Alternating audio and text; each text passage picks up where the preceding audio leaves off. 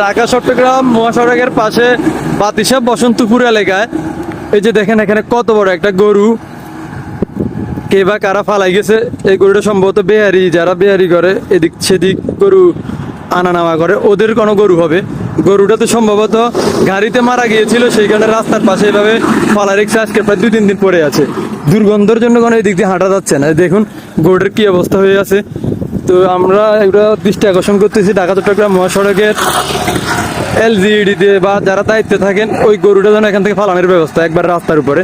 এখানে সিএনজি বা হুন্ডা কোনো বাইক আসলে যে কোনো সময় দুর্ঘটনা ঘটতে পারে রাস্তার একবারে পাশে।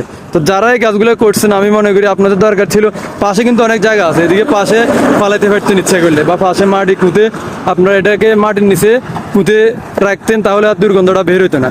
যা কি যে একটা সাইনবোর্ড দেখা যায়, সাইনবোর্ডের পাশে বাতিশা বসন্তপুর একটু সামনে আসলে এই গরুটা এখানে দেখা যায়। তো গরুগুলো মরার উদ্দেশ্য হচ্ছে কি, অনেক সময় কি করে মানুষের ইঞ্জেকশন পুশ করে মেয়াদের বা স্বাস্থ্য মোটা হওয়ার ইঞ্জেকশন দেয়। মেয়াদ যখন শেষ হয়ে যায় অনেক সময় গরুগুলো মারা যায়। তো এই কাজ করবেন না, এই কাজ করলে আসলে আপনাদের ক্ষতি হবে, আপনাদের লস।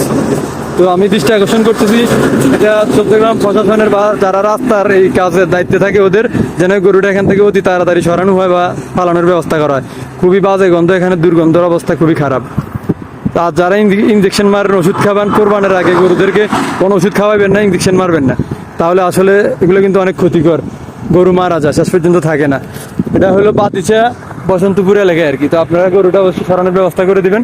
ধন্যবাদ সবাইকে, ভিডিওটা বেশি করে শেয়ার করে দিবেন। যাদের গরু এই ধরনের গরু পশু বা মারা যায় আপনারা রাস্তার আশেপাশে ফালাবেন না। মাটি গর্ত করে মাটি খুঁতে এরপর মাটির নিচে এগুলোকে খাতে খেতে